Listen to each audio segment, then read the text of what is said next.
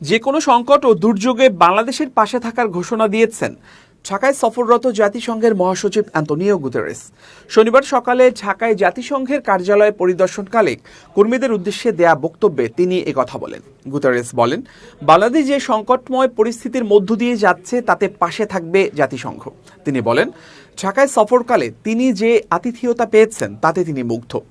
জাতিসংঘ মহাসচিব বাংলাদেশের গণতন্ত্র ও মানবাধিকার রক্ষার মতো সংস্কার প্রচেষ্টা নিয়েও সন্তুষ্টি প্রকাশ করেন। সকালে ঢাকায় নতুন জাতিসংঘ কমন প্রাঙ্গণ পরিদর্শন করেন অ্যান্তোনিও গুতেরেস। সেখানে তিনি ৫০তম বার্ষিকী উপলক্ষে আয়োজিত আলোকচিত্র প্রদর্শনী দেখেন এবং আনুষ্ঠানিকভাবে জাতিসংঘের পতাকা উত্তোলন করেন।